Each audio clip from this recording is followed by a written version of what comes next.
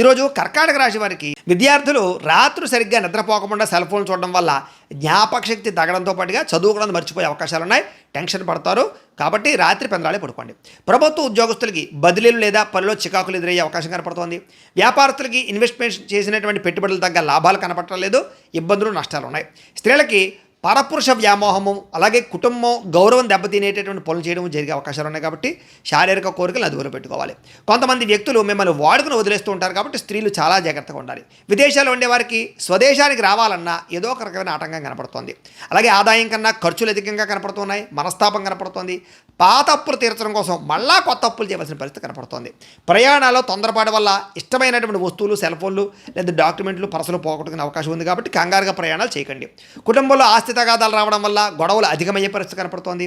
అప్పనంతలు వచ్చే అవకాశం కనపడుతోంది. కొత్త వ్యక్తులు మాత్రం నమ్మకండి. ఆరోగ్యం పట్ల చిన్న చూపు పనికిరాదు. ఏదైనా చిన్న చిన్న సమస్యలున్నా ఖచ్చితంగా డాక్టర్కి చూపించుకోండి. ప్రేమికుల మధ్య గొడవలు, బ్రేకప్స్ జరిగే అవకాశం కనపడుతోంది. భార్యాభర్తల మధ్య ఈగో పెరిగిపోవడం వల్ల, ముఖ్యంగా ఇంట్లో పిల్లలు పెద్దల వల్ల కొత్త సమస్యలు కనపడుతున్నాయి. కాబట్టి జాగ్రత్తగా ఉండండి.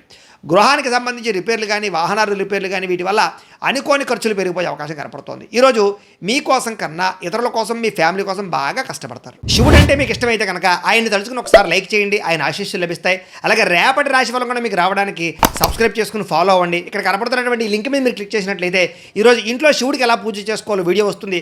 ఆ వీడియోని ఎదురుగుండా పెట్టుకుని మీ ఇంట్లో ఈరోజు శివ పూజ చేసుకోవడం వల్ల మీకు ఈరోజంతా శుభప్రదంగా ఉంటుందని తెలియజేస్తూ లైక్ చేయడం మాత్రం మర్చిపోకండి.